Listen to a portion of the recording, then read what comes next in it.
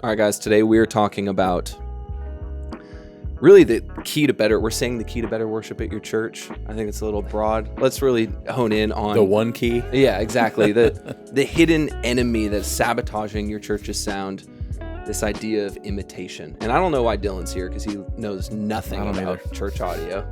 So That's not true. Come on, man. He knows when it sounds good. He knows when it sounds good. Lights and sounds.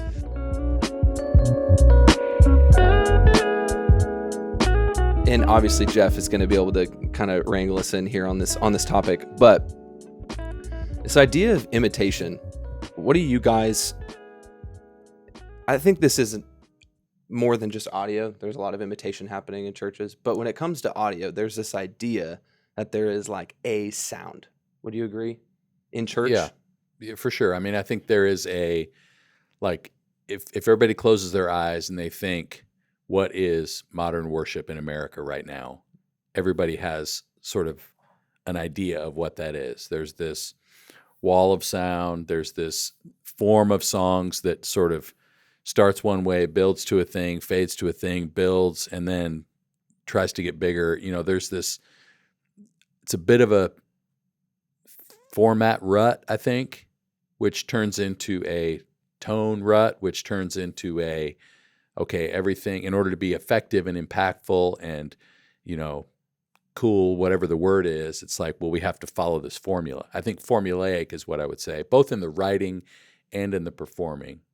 And that leads to a tendency to feel like, well, if I'm not doing it like this, then I'm doing something wrong. Yeah, a question that we had written down here that I'm curious to get your guys' thoughts on. Let's be really honest about what are the actual problems with copying other churches when it comes to sound. Like, is that even a problem? Well, I think, let's back up a little bit because you mentioned the word imitation. And I think there are things that are important. For example, you're getting your worship team up to speed on the set list for this week. So you send them a demo. Like, as a way to learn the song, you need to have a reference. So I think it's important to know about parts and to know about arrangement, to know about guitar tones, to know about how a drummer is going to approach, how they play or whatever the case may be, or vocal parts. Like, so to have a reference, I think is one thing, to have a good demo, it's great. But then, the last, 5+ years, with the influence of social media being so pervasive, I think, you see what's happening at Hillsong or Passion or Elevation or whatever big worship movement is, ruling the day, you get influenced by what you see online from those places. And then you feel like, well, if we can't do it that way, then we're somehow less than. Yeah. And it's like, man, let's focus instead on the fact that, hey, this is a good song. So we need to execute this song in the best way that our community is able to do, not seeing it as we have to do it this way or else. It's like, okay, how can we take the essence of this song and bring it to our faith community in a way that is effective for us? Yeah. I don't think it's a problem that a church tries to sound like another church. I think it's a problem when a worship leader says church instead of church because they hear their favorite Hillsong worship leader. That's would be funny, an issue for me. I'd be like, well, that's an American right there saying church. But I mean, I look at myself as a kid growing up. I mean, I fell in love with the idea of leading worship by watching Hillsong worship videos on YouTube. So like I just molded myself towards that. I don't think that'd be a problem. I don't know if it's a problem that other churches try to sound like, or other sound engineers try to sound like their favorite sound engineer, because if they can even get close to that favorite sound engineer, they probably have a pretty decent mix. I don't know, maybe I'm off, but I would more so look at like processes and systems inside the church as a whole.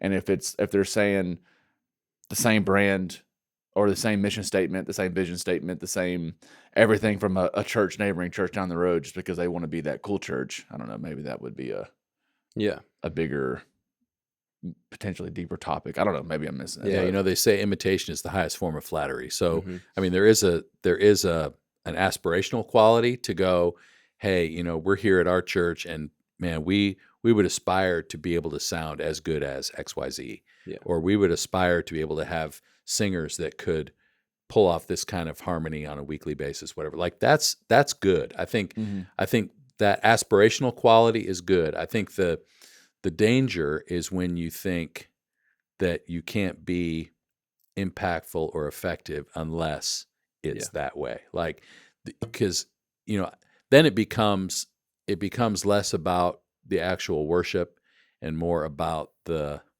style or the approach. And it's like, man, I don't know. There's a line we've said around here a lot. Like, there's a fine line between excellence and perfection and striving for that, which means to me there's a difference. There's a fine line between worship as you strive toward excellence and bordering on idolatry as you strive toward perfection. And I think I would hate for people to think that, this worship experience, this sound, this whatever, this aspirational thing is becoming anything close to idolatrous, because then you've got your motives in the wrong place. I think it all comes down to the heart position for sure.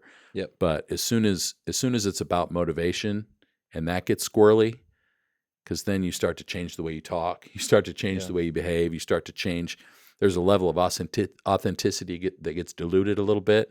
That's when it gets dangerous. Yeah, I agree. At the end of the day, it's. Are you saying, man, I hope God is pleased with my service this morning, or are you saying, man, I hope, or when this person sees this on Instagram, I hope they're pleased? Yeah. Because as an engineer, if I fall in love with the way Jeff Sandstrom mixes, and I'm trying my hardest to get that Jeff mix on a Sunday, and then I post that on Instagram so people can hear how good my mix is, how good it sounds. Yeah. Man, I hope Jeff is pleased. That's a mismark. That's a mismark. And I think, as soon as things like that turn outward, like as soon as it turns, I don't know, like public facing first rather than what's coming from inside first, that's when it gets problematic. Whether it's a worship leader or an audio engineer or a team as a whole, it's like, man, let's start with where's our personal worship? Where are we coming from as a team who's leading this expression of faith? Like, where is our core? And hopefully our worship is an outflow of that, no matter what song we're doing. Yeah. There is like very practical measures here too to consider. In a 150 seat room, you're not going to have the same sound as a 3,000 seat room. You're likely not going to have the same PA, which is going to change the way that it can actually sound. Yeah. And you're not going to have the same musicians. Right. You're not going to have you're not going to have the same talent level on stage. And so it's a fact. Yeah. I think sometimes we want to maybe play ourselves and think we can achieve those things when really we don't have the tools or resources to even really pull that off. It's really interesting too, because you mentioned like posting on Instagram. It's funny how that's become like a level playing field for people, because they're like, well, I can just take my board mix. Nobody can know how it actually feels in the room. Mm-hmm. And so that's maybe given some people this idea that, I can accomplish what they're doing over at that church because we're just seeing it on our phone or whatever. It's like, well, have you been in that room? Have you experienced it? Do you understand what they're doing? Anyways, so what does actually finding your church's sound? This can feel very granola or organic. Like, what's our sound? But like, what the process of finding your church's sound, what would that actually mean for somebody? That's a question definitely to leadership. I mean, if you have an engineer in there that loves shotgun toms and lead vocal and buried BGVs, but that is not what your worship pastor expects, or her or his boss, then you're missing the mark. I mean, as an engineer, even as an engineer, when you are serving the church, you are not like you are going in to be a servant. You are saying, here are my hands, here are my tools. How do you need them? Right? And so this is where we're like, yeah, but we watch all the MxU videos, watch how to dial in a snare drum, and I'm going to dial it in like that because that is the standard. That's what needs to sound good. But when you walk into a scenario of serving your church, it's like, hey, what do you need from me? Mm-hmm. So if you're not willing to do that, then I don't know. It'd be interesting to knock that down, because how do you lay down your gifts and talents to serve, but then protect your gifts and talents to make sure that not only does it represent, well, like in my space, like we've got to make sure, not the social media app, Jeff, but like in not like, MySpace, capital M, capital S. Like in my world, it's like, hey, yeah, we can get these awesome clients and we can cater to the clients in this event, but we still have to protect the Event Ready brand. We still have to make sure that we are protecting our brand. So as an engineer on a Sunday, yes, I have to make sure I'm serving this pastor, this person well, but I also need to protect. Or do we? That's a question. Like, break it down. I want to hear from you, Pastor Jeff. But like, how do you? Well, I think it is true that some of this has to be a conversation between worship production and leadership. Like if there are clear directives, everybody needs to be on the same page, right? Because if leadership is thinking a core value for us is, hearing the congregation sing versus, we're just going to sit here with our coffee and watch, you're going to approach the sound a little bit differently than you would if it was more of a concert. So, there are things like that. But then also, so having a clear definition of things like overall SPL, the amount of low end, the impact of a kick drum, the blend of vocals, background vocal priority in a mix, all of those things, the proximity of the lead vocal, how do we, and it's hard to talk about sometimes because non-musicians don't really have the right vocabulary. So coming up with a common sort of lexicon of terms among leadership, production, worship, that we can say, okay, man, today the vocals felt a little buried. I think if we have the vocals a little more forward, it's going to encourage people to sing more, and that's really a value for us. So next service, let's work on bringing those vocals back up. Or, the drums just are lacking a little bit of impact today. I think if we had a little more kick and snare, we could get some of that driving force in this, with the song really builds. Like, I want people to feel it, the low end. Like, are we blowing people away in the front row because our sub energy is too much? Or do we have a nice sort of full, impactful, rounded low end, in our mix? And how does that need to change maybe throughout the worship set? And if we're unable to accommodate or accomplish those things, then maybe there's a problem with our room. Maybe there's a problem with our PA. Maybe we need to address and assess just technically what's going on. But I think to have some common language, some common values that we can point to a bullseye on the target that says, this is what we want the sound of Shady Grove Baptist to be. And in our room, like you're saying, not for the broadcast. The broadcast can be a different conversation, but in the room for the people experiencing it live, this is kind of some guardrails and some targets that we can set for just general parameters. Then within those guardrails, we can have creativity. We can mix, with some dynamic range. We can follow the arc of the emotion of the song in a way that sort of stays within those guardrails, but doesn't fly off the map. Yeah, it's interesting when we talk about, I think what you just said about having language is really important, because we said, like, what's our sound? And I'm just like, it's too broad. Like what, like you said, SPL, stylistically, all those things are very important to consider. Something that, for me, that I learned a little while back when I had the opportunity to be a part of a church plant, which I'd never done before. You're forced to you have to look at your people. You have, when we're talking about how do you develop a church sound too, like just practically, probably first you should look at your people. And do you have the people to achieve the various roles that are needed to go after that sound you want? Mm-hmm. I mean, when we first planted our church a couple years ago now, it was like, okay, we've got me, I play guitar and I can sing, I can play drums, but what good does that do if nobody can play an instrument with me? And so it's like, oh, we got Leela. Leela plays guitar. Okay, Olivia plays keys. I guess our church's sound is going to be acoustic guitar and keys for a while. And then, okay. And guess what? That's fine. That's great. Yeah. And we did that for a while. We're still doing that today, right? And we're slowly, new person became a member in our church, and they have these gifts. Thank you, God. We finally have a bass player. We finally have a bass player, and we can start implementing that. Oh, this person's a software engineer, and they like music. Maybe they can help run audio. Like, now we can... Pro presenter. Or pro presenter. Yeah, exactly. So that was a really humbling experience for me because I always in ministry got to ride the coattails of other people who'd planted churches and done all that legwork for years. Yeah. And so it's just like, well, we have all these amazing people in our ministry.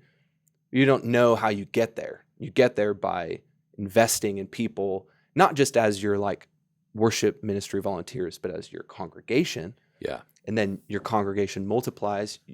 Lord brings more giftings into your church. And now your church sound is being developed. I mean, dude, if you have incredible trumpet players in your church, we've talked about this, why wouldn't you use them? Yeah. Mm-hmm. Well, and you had the unique opportunity to experience what worship in a church of 40 Yeah. can be Yeah. versus 400 versus 4,000. So it's like a church of 40, there's a raw, exposed, almost naked kind of thing. It's like so vulnerable to stand there and sing with 40 other people. It's a totally different worship experience than in a 2,000 seat room with moving lights, haze, and a big PA. Yeah. And so the same song sung by these people versus these people is going to be a completely different experience.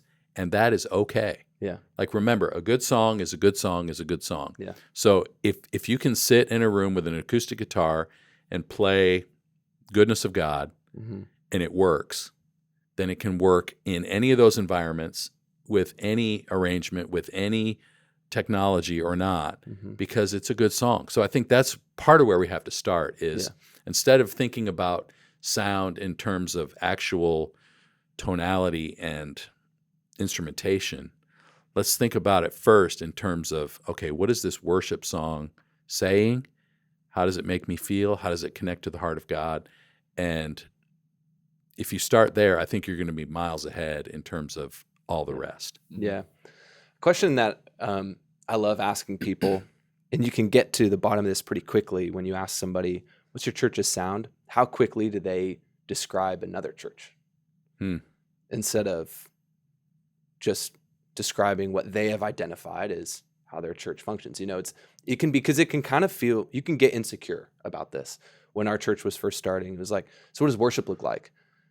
And you really have two ways to approach that. You say, yeah, like we have an amazing pianist in our church and we've got a few people who are really gifted at singing. And so we play piano and we sing songs together, open air. We don't have amplification right now. Or it's like, right now we're a little bit, we're struggling. We really want to get to how so-and-so does it. But and you've kind of heard that in people when you talk about it's like, why would you make this. Excuses for yourself? Yeah, it's like, no, that's a beautiful thing. But it's all about how you approach it. And then other people, it's a temperature thing. So anyways, I think that's something really important. Just look at your people.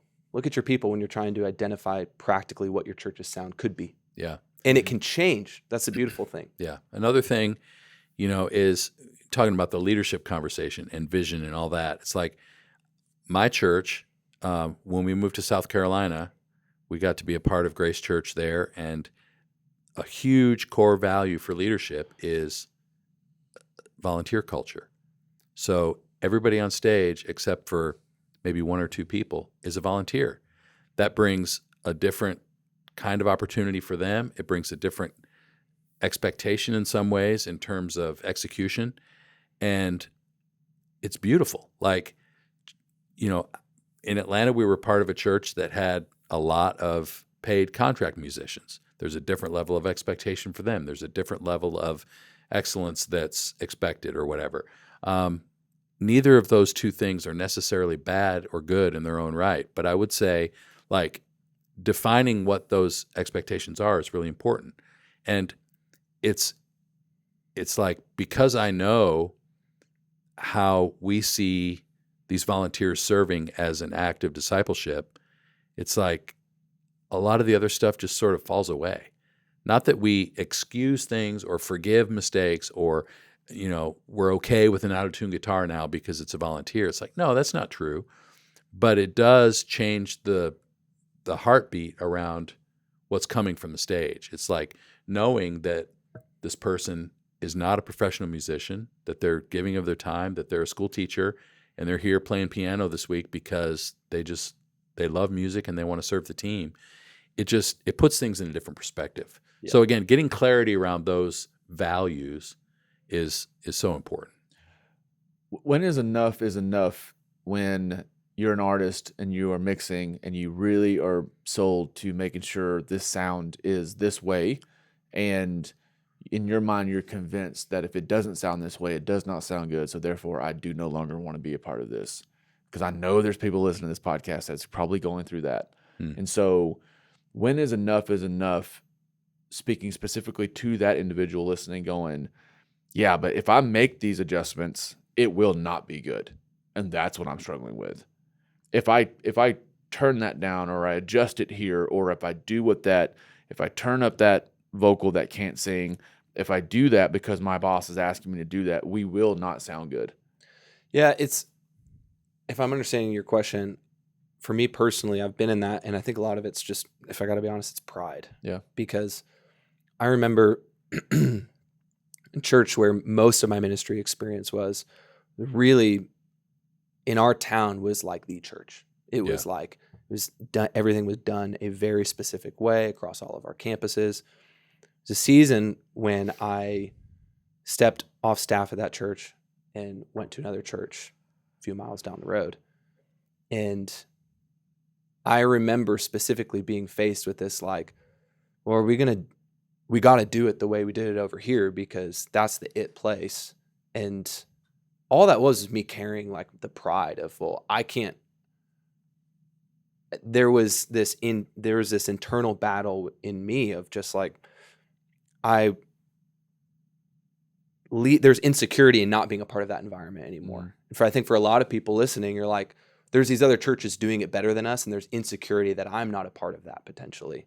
And so I want to be able to push our congregation, our church culture, our sound in that direction to feed my pride. And I'm not saying that's everybody. That was me. I think there's ways out of it too. I mean, as you're talking, things are just brewing in my brain here, but I think there are ways to get that sound that you want over time. You might be lacking trust a little bit with your leadership, so they feel like they have to mix for you. What have you done recently, or what have you done a pattern to lose some of that trust? Maybe he's saying, or your supervisor or leadership saying, make this adjustment because of that lack of trust. Over time, have those conversations. Say, hey, again, back to what Jeff was saying earlier, like with supervision, with leadership and like the culture of the church, figure out what that is. Figure out what that sound is and put a plan in place. You don't have to move. It doesn't have to be all fixed on one Sunday and now you've drastically changed the sound to get your mix. Yeah. Put a plan in place over time. We had an incredible broadcast engineer on one of our events we just did, and I mean, killed it, knocked it out of the park. He was so open-handed to our client, and their client had so many changes, so many suggestions, more of this, less of this, and I started getting nervous. I'm like, okay, I got to protect him at some point because he's getting bombarded by notes that are silly or not, and he just did it. He's like, I'm just here to serve you guys. Yeah. Whatever you need, I'm here to serve you all. But it still sounded incredible even when he made those adjustments. Yeah, and the contrast to that is, well, I'll do it if you want it to suck, but it's like exactly. It's a total different attitude. Totally different attitude. Yeah, 100%. And I think it's a pride thing for sure. Yeah, I think very much so pride. And you said something, Dylan, that kind of triggered me. It's like, maybe you can get the sound that you want. Well, it's like, is this really even about what you want? Like you're gifted to be able to serve the church in this way, but that doesn't mean that you're the only one that should be deciding how what your church's sound is. Yeah. And that, I mean, I've, again, very early on in ministry, being a young, dumb idiot, just thinking that like my pastor didn't know what he's talking about. And so I'm just like, oh, you want it this way, but you actually don't know what you're talking about. And so I'm just going to kind of manipulate my way around this. And because I really want our Christmas opener to look like this. And it's like, why? Right. Who are you to say? Like, who am I to say? Yeah. And why does that, like, I think sometimes and everything comes back to identity, it feels like on this podcast, but it's a lot of it's an identity thing too. Yeah. Like if our identity wasn't so wrapped up in this, like you said, broadcast engineers, like, dude, I'm here to serve you. Of course I have it. There's a preference that I have, but like that my preference is not going to be considered here unless you ask. Yeah. And I think there are times when there is a conversation and there is healthy dialogue and we are trying to come up with those frameworks, things can move toward what is, quote, better or what is more of your preference. Our church, when I started serving there, some of it was just fear. Some of it was like people just didn't know that you could get a good mix that was louder than 88 dB, but it was really quiet for sure when I started there. So, over time, with some training and with some vision and with some, conversations, it's like, okay, now we can live around 94 dB. It has much more impact. It has much more kind of punchiness in the mix and is more effective. It just sounds better with some of those changes we've made over time, but it's taken a while to get there. My first Sunday mixing, I couldn't walk in and just say, okay, it's got to be 95 dB because I'm experienced. It's like, that's going to ruffle some feathers. Yeah.